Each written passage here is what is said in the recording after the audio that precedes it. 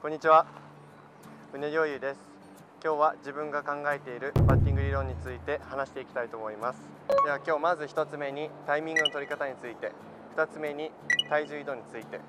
3つ目に体の割れの作り方について、4つ目に左手の使い方について、最後に肩の位置、フォロースルー時の肩の位置について話していきたいと思います。まず1つ目にタイミングの取り方なんですけど、自分はこう下からタイミング取るようにして打席に入って、ピッチャーがこうセットに入った時にこう足で結構タイミング取るんですけど、ピッチャーがこの後ろにテイクバックした時にはもう足を左の股関節に体重を乗せてる状態を作ります。これなんでかっていうと、やっぱりここの時にやっとタイミングを取り始めちゃうと、よく間も取れずに急いでタイミングを取ってしまうことになるので、自分が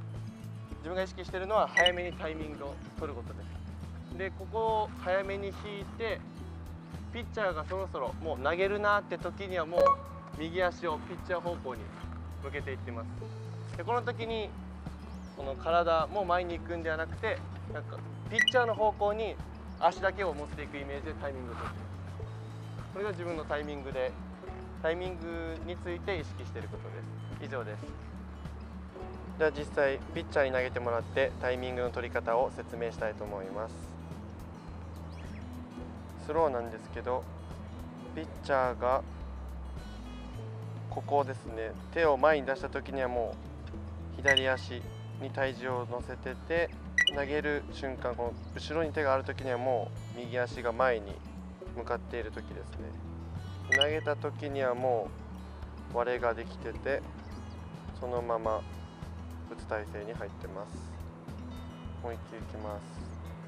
最初はリラックスしててタイミングを取って、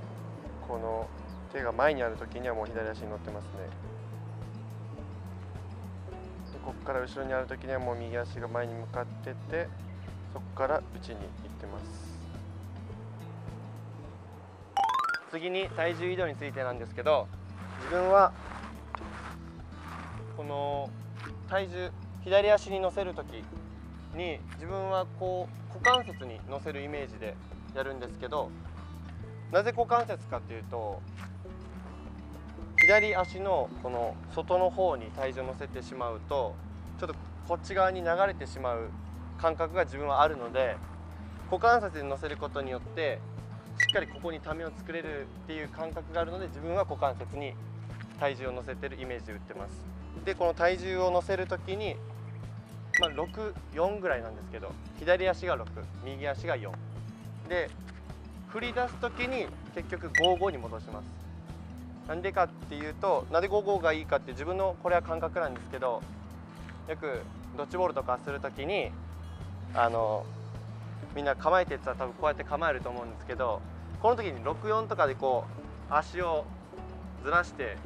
取ろうとしちゃうとやっぱ取りづらいと思うんですよ。でも5-5だったらこうしっかり踏ん張りが効いて、自分的にこうしっかりボールも待てる感覚があるので、自分は5-5にして体重移動は最後にフィニッシュはしてます。次に自分が意識している体の割れの作り方についてです。自分はさっきも体重移動の話はしたんですけど、この、よくヒッチとコックって言われているものがあると思うんですけど、この自分は下にバットをイメージして若干下げて、左足の股関節体重を乗せて、ここから右足は前に行くんですけど、左手は何て言えばいいんですかね、肘を結構意識してて、上げる時にこの野球とかソフトでいうこう投げる時にこの動作があると思うんですけど、それを左手でやってる感覚です。左手でこうグッて引っ張って上げて、右足は前に行く。ゆっくりこうやると、こういってグッて作って、この体重を5-5にして、左手はもうここに残ってる感じを作って意識してます。やっぱ割れを作れないと、やっぱりこのままこういっちゃうと強いスイングができないと思うので、右足は前で重心は真ん中にあって左手は後ろにあるって感じで体の割れを作って意識しています。次に左手の使い方なんですけど、自分が左手を使う際に意識していることは、もうさっき体重移動の話をしたんですけど、グリップを少し落として上げるときにこの肘を引くって言ったんですけど、肘を引いたときに動きで言うとちょっと分かりづらいと思うんですけど、こういうイメージで後ろをちょっと大きくします。後ろを大きくして体の近くを通ってきて、こういう感じで肘がこう曲がった状態でインパクトを迎えたいので、これがこうなるんではなく、遠回りするのではなくて、肘を引いてそのまま体の内側から出てくるイメージで左手を使います。これをバットを持って握ってやってみると、タイミングを取って下げて左手を上げて、こういう感じで体に近づけて、この左手は押し込むように使っています。最後にフォロースルー時の肩の使い方、肩の位置について話すんですけど、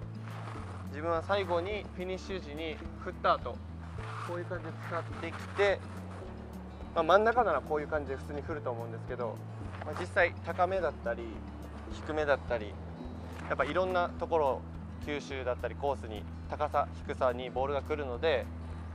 インパクトは人それぞれやっぱ形は変わると思うんですけど、自分が意識しているのは最後に、例えば低めなら低めを振ってもこういう感じで肩を平行に持っていくように意識してます。高めでも、ボール球かもしれないですけど、ボール球でもこう打った後にこうなる、伸び上がるのではなくて、高めを振った後でも平行にこういう感じで打った後戻すようにしてます。なぜかというと、これは動画とかでたまたま見つけたんですけど、プロ野球選手の吉田正尚選手がこの体の使い方について話している時があって、振った後にこの体の平行に持っていくことで下半身の力を逃がさずに、そのまま力を逃がさずにそのまま伝えれるって言ってるのを見て、自分もそこからいろいろ試してて、この伸び上がって打つのと肩を平行にこう押し込む感じでやるのを2つ試してみたんですけど、やっぱり平行に戻っている時の方が力が伝わってる感じも自分がしたので、あくまでこれは自分の意見なんです。自分のこの見ての意見なんですけど、平行にした方が力伝わったので、自分は肩の位置低め、真ん中、高めを振った時でも最後に肩の位置は平行にするように意識して打っています。以上です。では最後にロングティーをしながらおさらいをしていきたいと思います。お願いします。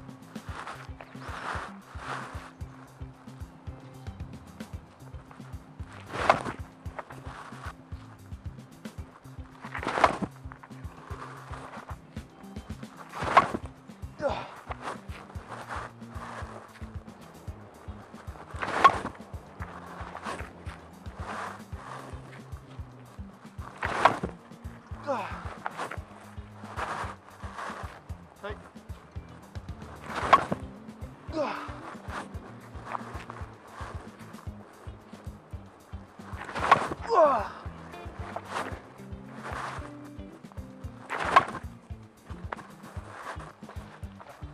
ラスト。あ